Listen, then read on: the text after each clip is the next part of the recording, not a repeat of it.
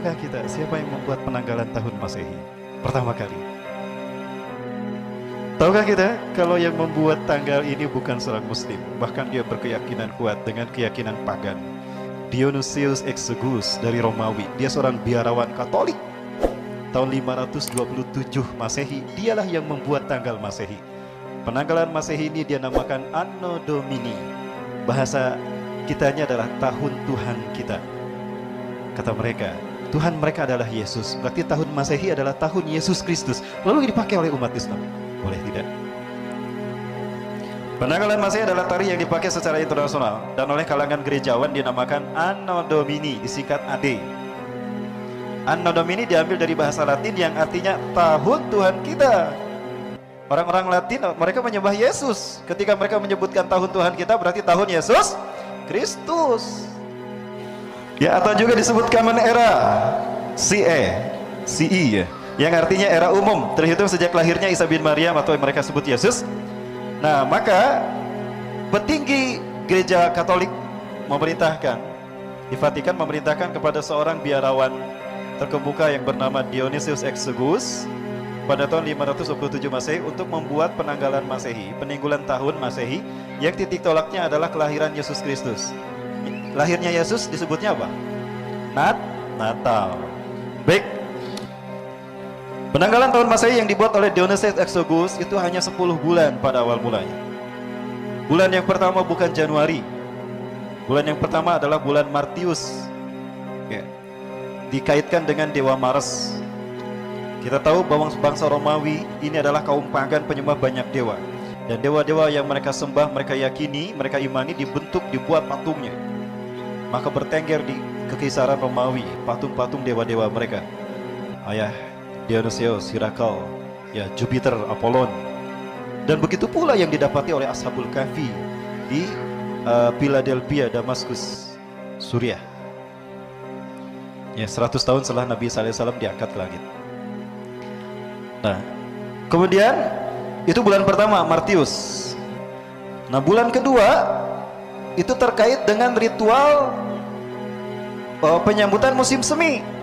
Karena di 3 bulan sebelumnya, ya, Januari, Februari, Maret itu mereka mengalami musim dingin. Maka di bulan berikutnya itu dalam keadaan musim semi, mereka sambut dengan sukacita.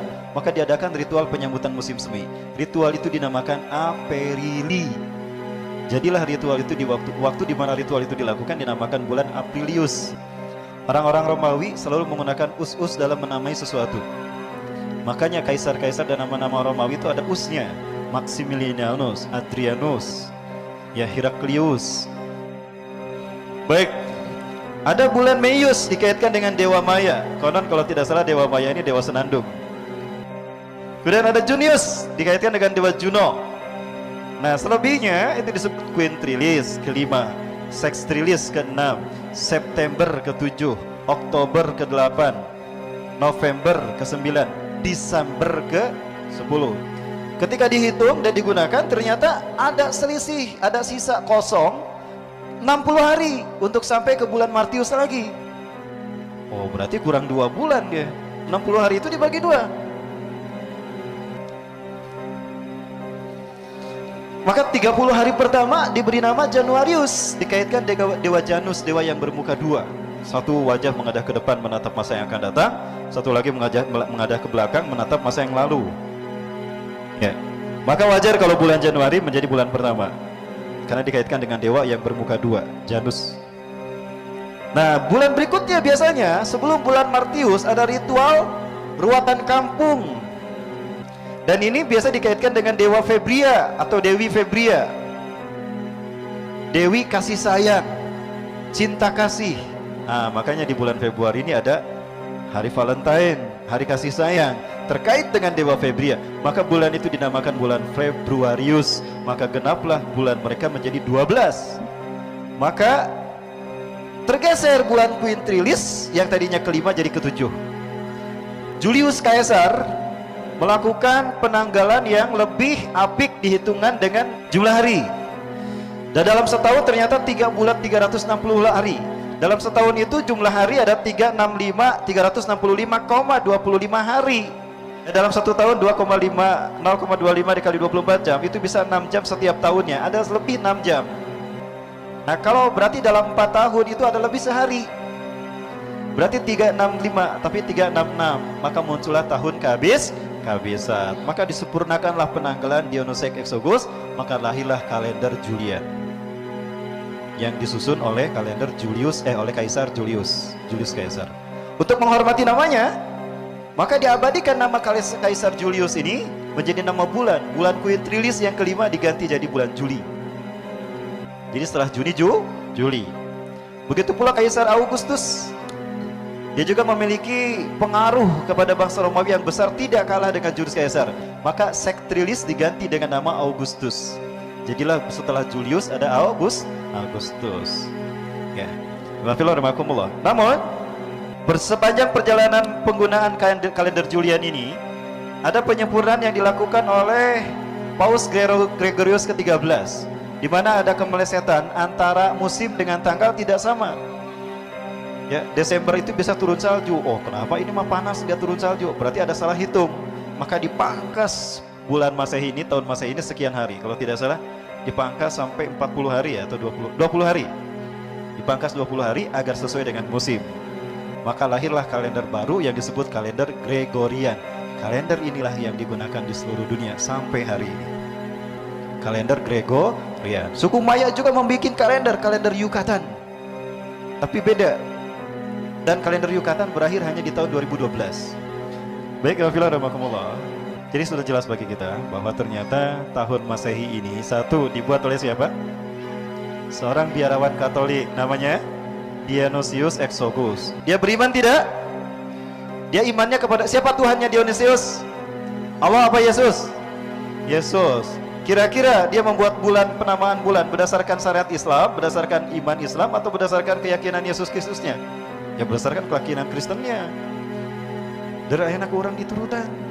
Kita pakai sekarang. Berarti kita menggunakan kalender Yesus Kristus. Boleh tidak? Mulai hari ini ganti ya. Baik, Alhamdulillah. Kemudian tentang Natal. Natal itu bahasa Latin, artinya lahir. Secara istilah, Natal itu adalah upacara orang Kristen untuk memperingati hari kelahiran Yesus Kristus, Tuhan Yesus, maka disebut Natal. Baik, Alhamdulillah. Paus Liberius ternyata orang yang pertama kali membuat konsep Natalan sebagai konsep lahirnya Isa Yesus Kristus. Ya, betulkah Yesus Kristus lahir 25 Desember? Bapak Ibu yang dirahmati Allah, Vatikan itu adalah tempat markas dari gerakan-gerakan Kristen Katolik. Mereka sama sekali berbeda dan jauh bertolak belakang dengan keyakinan Kristen sebelumnya. Nah, mereka ini kemudian membuat sebuah gerakan untuk mendakwahkan paham-paham mereka yang dikaitkan dengan penyembahan dewa matahari. Kita lihat dewa matahari di seluruh dunia. Ternyata dewa matahari bukan satu, ada banyak dewa matahari. Semuanya lahir di 25 Desember dan lahir dari seorang perawan, Isis Mary. Ya. Nah, paham keyakinan dewa matahari ini dibawa oleh Vatikan ke bangsa Romawi yang saat itu bangsa Romawi meyakini Yesus Kristus sebagai Tuhan mereka. Ya. Betulkah Yesus lahir di 25 Desember? Ya. Maka para pendeta Vatikan inilah yang membuat pengaruh, membuat sebuah cerita dongeng kepada bangsa Romawi, sehingga bangsa Romawi menerima pengaruh yang dipropaganda disampaikan oleh Vatikan, sehingga mereka menerima kenyataan yang ditetapkan oleh Kaisar Konstantin, di mana Kaisar Konstantin pada tahun 330-an, 330 atau 340 menyatakan kalau 25 Desember itu hari lahirnya Yesus Kristus. Betulkah Yesus lahir di tanggal 25 Desember? Di dalam Bible versi Lukas, ya, Bible Lukas, ternyata Yesus lahir pada masa kekuasaan Kaisar Augustus yang saat itu sedang melaksanakan sensus penduduk karena banyak imigran. Di bulan itu banyak orang-orang bermigrasi ke Bethlehem. Kenapa? Karena di Bethlehem banyak makanan, banyak mata pencaharian. Maka orang-orang hijrah ke Bethlehem. Maka di saat itu Kaisar Augustus melakukan sensus penduduk. Nah, ada Yusuf dan Maria yang sedang hamil tua datang ke Bethlehem. Melihat, mencari-cari hotel dan mes untuk tempat tinggal ternyata tidak ditemukan. Sementara Maria sudah tidak kuat ingin melahirkan. Maka ada seorang pemilik lumbung padi menerima Maria dan Yusuf, menawarkan, itu ada lumbung padi, ada kandang sapi dan lumbung padi. Mungkin di situ bisa digunakan untuk melahirkan, untuk persalinan Maria. Biar saya bersihkan dulu. Maka betul kan, Yesus lahir di lumbung padi. Cerita mereka. Ya. Di mana pada saat itu, di malam lahirnya Yesus, para penggembala kambing menggembalakan kambingnya di padang-padang rumput, karena padang rumput tumbuh rumput subur. Nah, baik. Bulan Desember biasanya turun salju ya. Mungkin nggak di bulan Desember padang rumput menumbuhkan rumput yang bagus sehingga para penggembala kami menggembalakan rumput di bulan Desember. Padahal di bulan Desember Romawi itu, Palestina itu Syam, biasanya turun hujan salju.